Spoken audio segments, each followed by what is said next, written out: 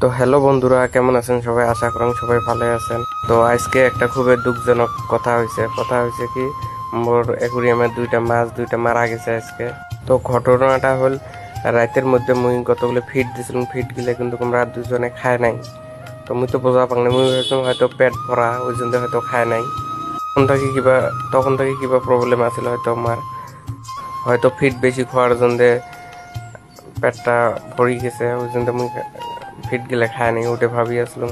তো সকালে উঠি দেখো গোল্ডেন কালারটা যে আছে, যে দেখা যায় আছে উপরে ভাসি আছে, ওই গোল্ডেন কালারটা মারা গেছে।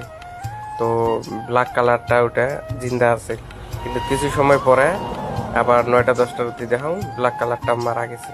তো খুবই দুঃখ লাগছে। তোমার তোমাকে হয়তো বেয়া লাগিয়েছে মাছ দুইটা মারা যাওয়াতে। মোটামুটি বড় ছিল। কালকে কিন্তু আদার গিলে খায় নাই, আদার গিলে যে দিছিলাম ওগুলো খায় নি। ওই তখন থেকে হয়তো আমার প্রবলেম আছিল, কিবা বেমার আছিল। আর পানি গেলেও তো মাছ গেলে মরাতে খুবই বেয়া লাগি গেল। তো তোমার যদি আইডিয়া আছে কি জন্য মাছগুলো মারা গেছে, সবাই কমেন্ট করে জানাবেন। তো তো আজকের জন্য এতটুকু, বাই বাই।